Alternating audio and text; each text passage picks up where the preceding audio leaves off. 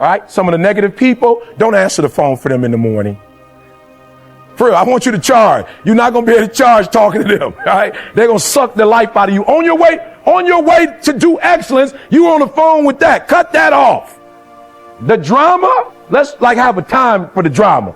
We no drama until about 3:15, 4 o'clock. I'm just being honest. This is stuff you can do. Just no drama, right? Negative people, toxic people, they're not going to get the first fruits of me. They're not going to call me at 7 o'clock, 8 o'clock in the morning on my way to do great work, and I've already expended some energy on that.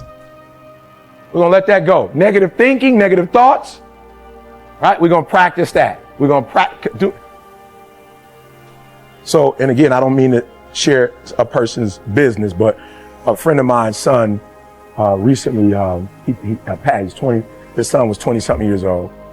And, he was devastated, and we continued to counsel. And I said, listen to me, I know this is going to be hard to do, but there's a mother who lost her child right after delivery. You had your son for 21 years.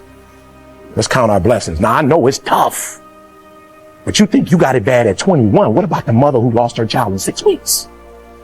You got a chance to graduate from elementary school, graduate from middle school, graduate from high school, enlist in the service. You had that opportunity. You had someone come to your door you had that experience, your son was buried with dignity. What about my little cousin that was 25 and shot in the back of the head, execution style in the store? I know it's rough, but count your blessings. And so what I'm asking you to do when life in the morning throws you a curve in the afternoon, I'm asking you to stop. I'm asking you to retrain your mind. I'm asking you to be mature and think I could have said, my wife's got MS. This is the death of me. I got up that morning and walked and said, you must be doing something phenomenal. I don't know what it is right now, but I know it's something phenomenal. You know what it was? My wife had a plan to retire in about 17, 18 years. And what that did was she retired. She's smelling roses like she never smelled roses before. Life is so much meaningful. When she talk about walk, she gets up in the morning like, I can walk. What most people take for granted because it will mess with your brain and your 7 legions on her brain, none on her spinal cord. But if it was on her spinal cord, that connection between the brain and spine. So when you move your arm, it won't necessarily move. And that doesn't happen. So when she wakes up and she can move her arm, she look, my arm. Like most of you get up like the arm, you don't even know you got an arm. You don't even know. You just went through the whole day. You've used your arm. You didn't know you had it. But when you were diagnosed with MS and you can walk, you can open your mouth and the words come out. You can remember things. It's a different appreciation. And so now we have a marriage ministry, and now we have a church, and we're building a church. Right? We're building a church. I'm building a house of worship. I could put that on my resume. What are the things you've accomplished? I spoke. Air Force. I'm building a house. Look, this is big stuff. I'm way past the NFL. People did NFL, NBA. I'm like, girl, that was years ago. NFL? You still on that? The NBA? Come on. I spoke to people that changed the world. I'm building a house of prayer and a place of healing. I'm on something different.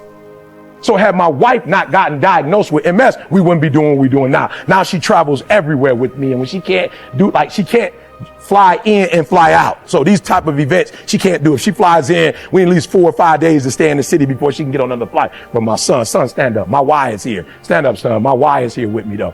Yep, my Y is here with me, though. Yep. So maybe not my wife, but my Y is here. So I need you to take care of yourself. Let's go to the next one, son. I need you to take care of yourself. Good. Excellence is A1 service, right? Or not service at all. We talked about that. Let's go, son. Yeah, let's go. I can't give you something I don't have. Right? You can't give us something that you don't have. So take care of yourself so you can take care of us to the highest level. You got me? Come on, take care of yourself so you can take care of us at the highest level. Good. Next one. Balance. Excellence in one area isn't excellence at all. I cannot stress enough. We need you. Balance. Yeah, I love it. Look at my son. I love it. Thank you, son. I love it.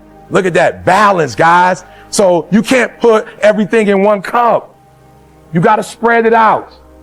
Right? So do me a favor. Those people that constantly take, They like parasite. You gotta let them go to somebody, because they'll take everything you have and you have nothing left. All right, so we gotta get rid of the parasites, the sharks, right? The flies, right? We gotta get rid of all of that stuff out of our lives. Like, let's go to the next one. I need you to take care of yourself again. I need you to remember your why. I'm leaving. I need you to remember your why.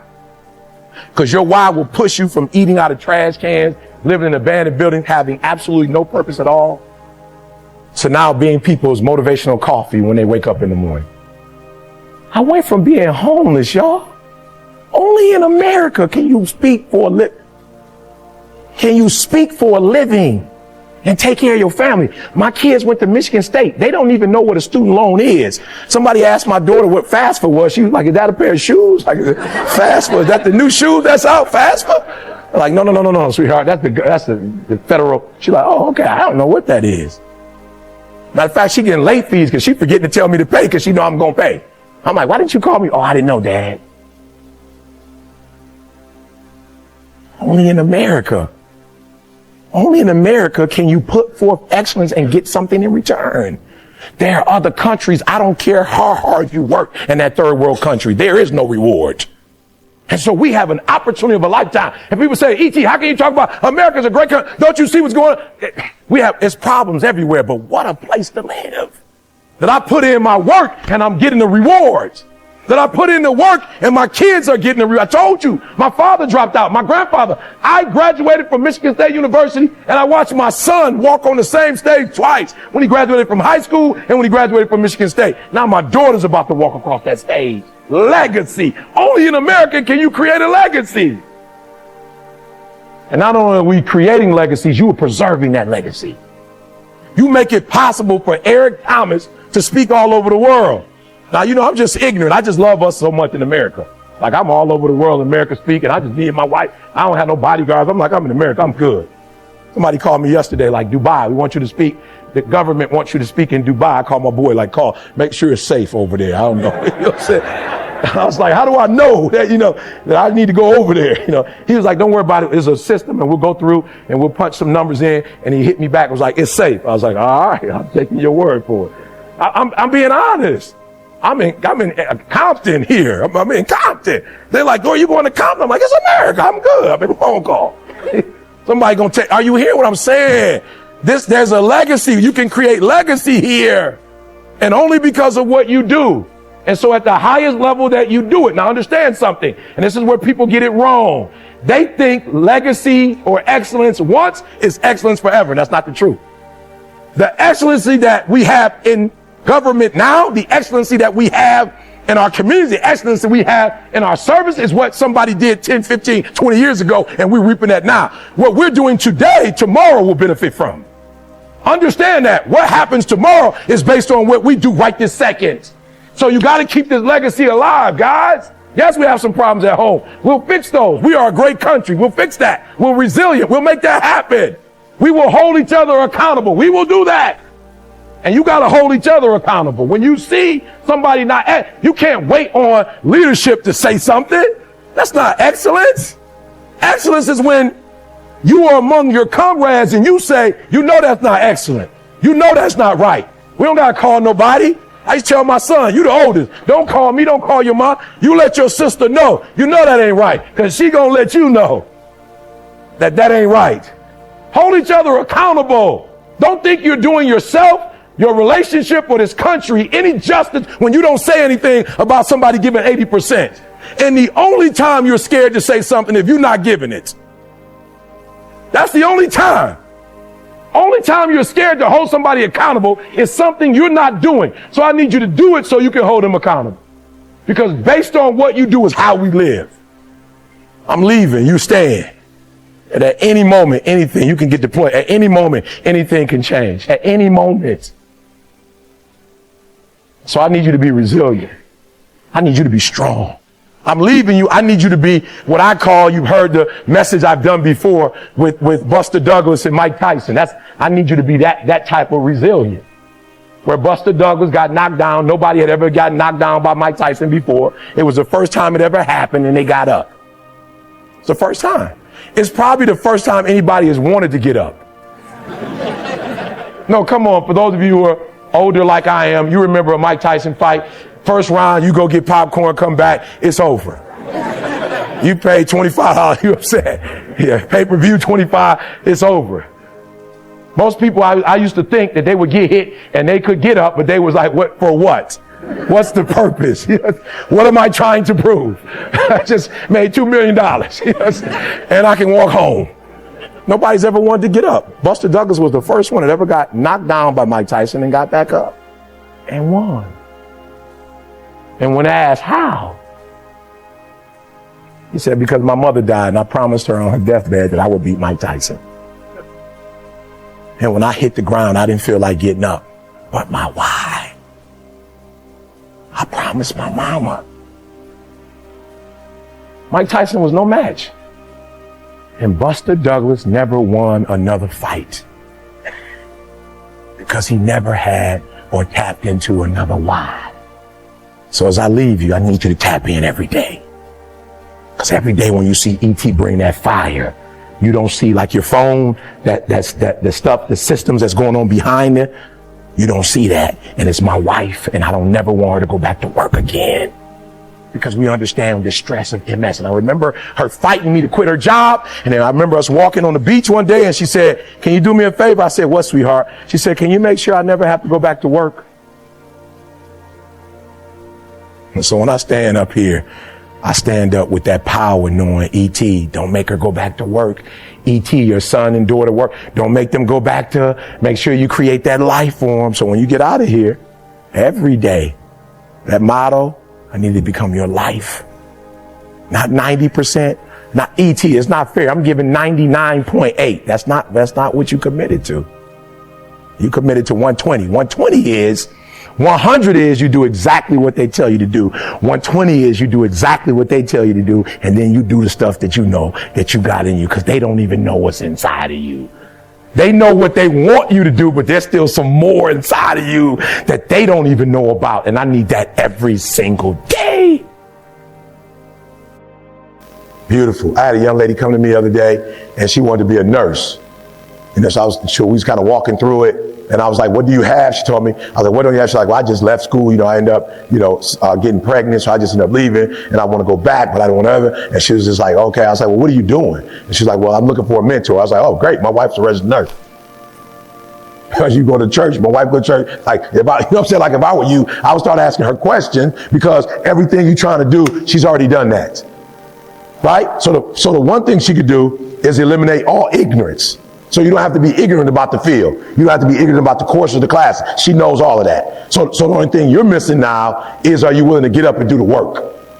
Right? Some people are ignorant even of the information. Then she told me she's at Michigan State. I was like, oh, we're going to have to do some homework then. I'm going to have to help you, because at Michigan State, you pretty much, if I'm not mistaken, you need about a 3-point, I don't know, somebody help me out. Last time I was here, you need like a 3.7, 3.6, 3.7 to get into college of nursing. Is it still the same, Murray? So I mean, pretty much you all A's, like 1B, right? So we got to make sure in terms of your grades, or you might have to go somewhere else and try to, you understand what I'm saying? But I can be realistic. Once I see your grades, I can be realistic and say, oh, you got 2 C's, you probably ain't gonna make it at Michigan State.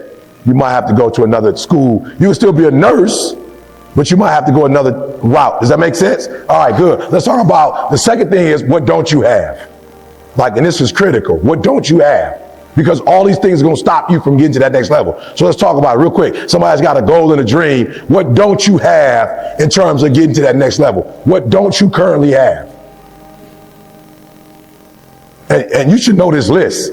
Like, go home and write both of these lists down, because what you don't have, you need to start doing your homework so you can what? So you can go get that. Right? Good. What don't you have? Good. Consistent work ethic. Good. I love it. Write that down. That's good. That's good. Is that something that can be obtained? Absolutely. Good. Yes, sir.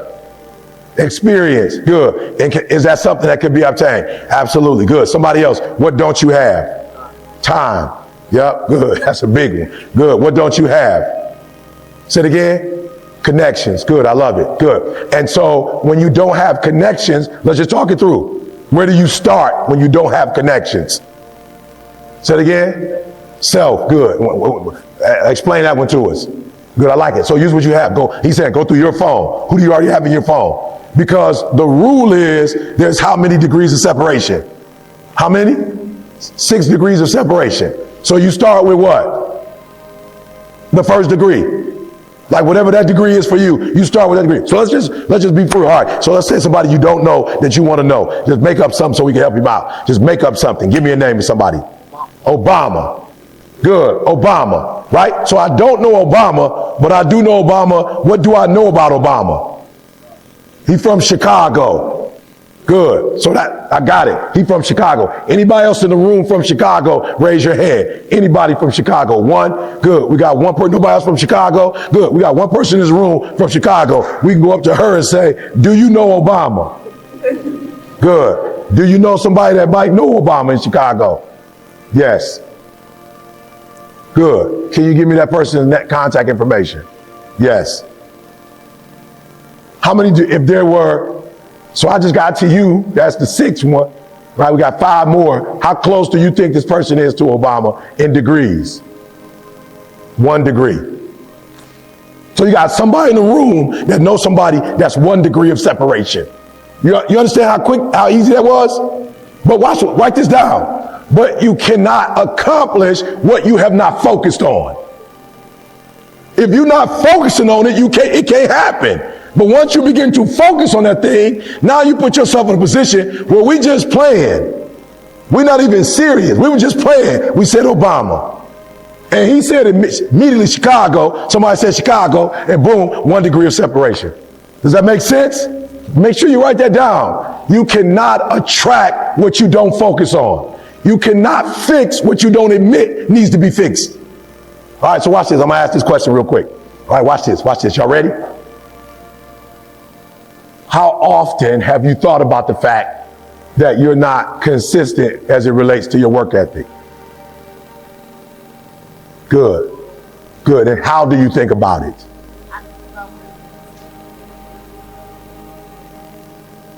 Good. Good. So on a scale there's 7 days in a week. How many days do you think about the fact that you're not consistent? Good. 7 days. And when you think about it for the 7 days, is it a passive or an aggressive thought? Good. So there we go. We're about to fix some stuff right now. So what do I mean when I say it's passive?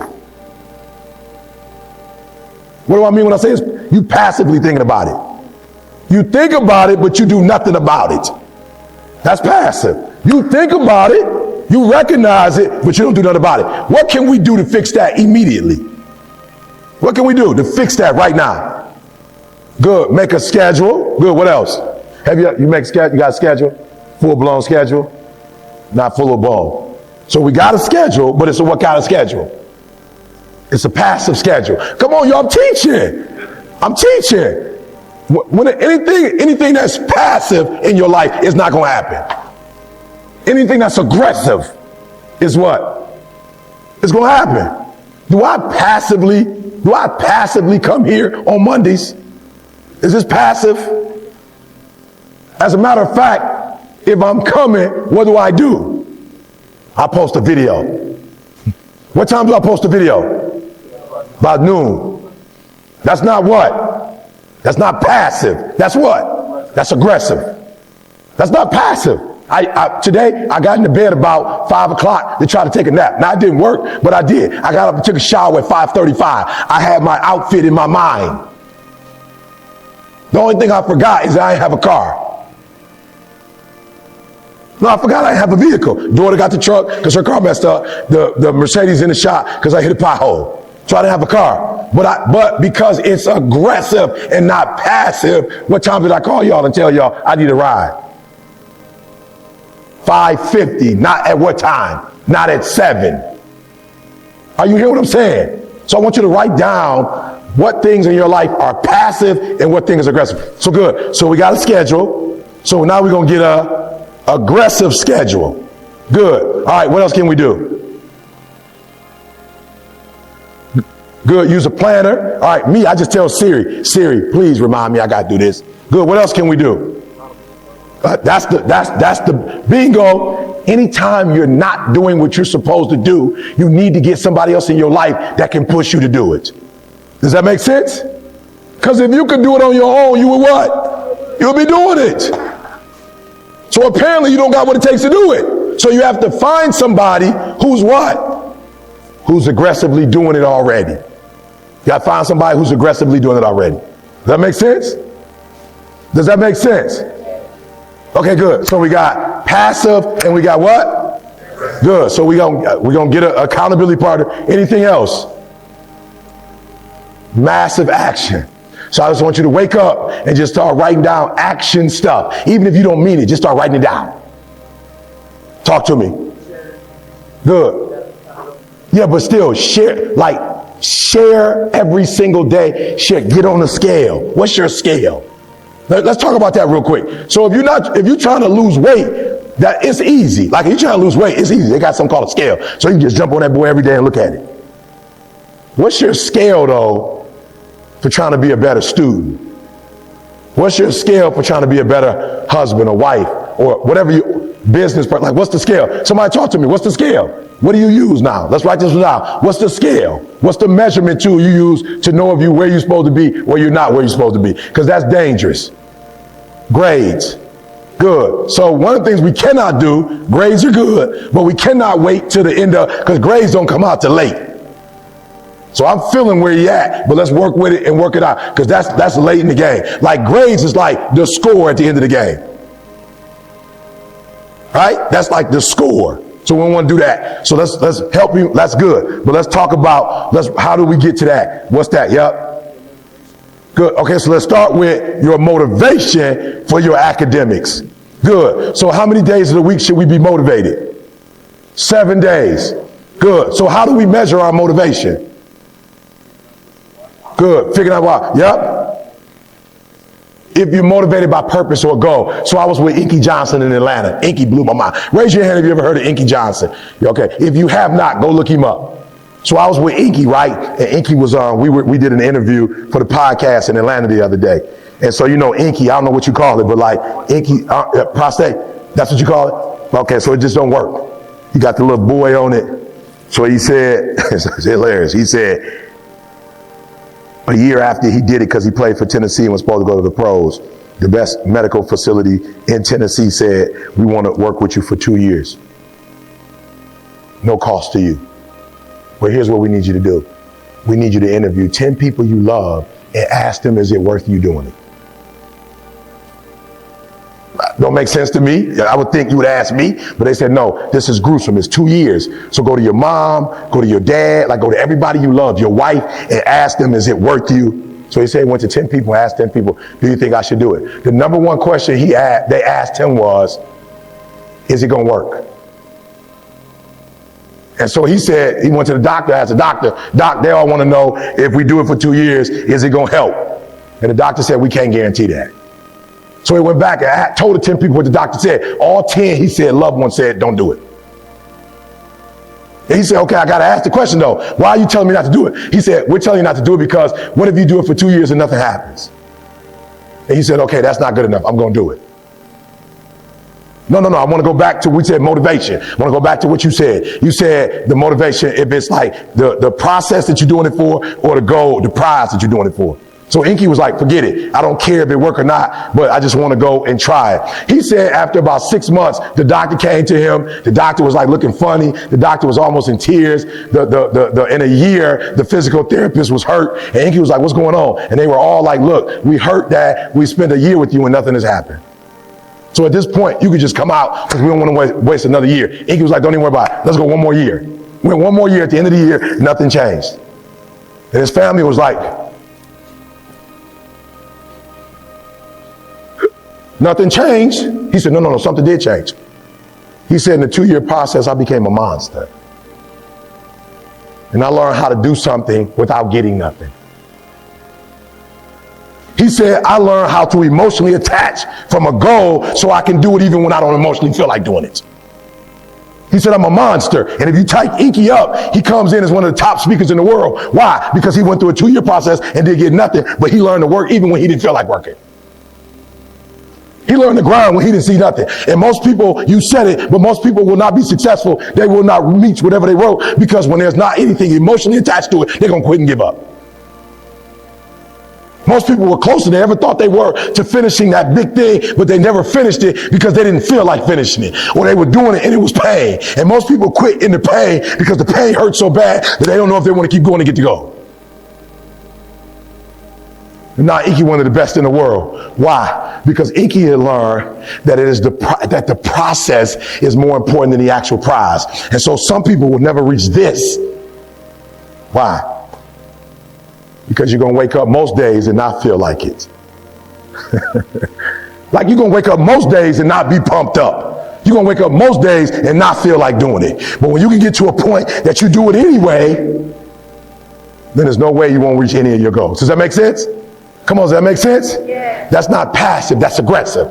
So most of us are going after our goals passively in every area. And that's why we can't make them become a reality, because we're passive about it.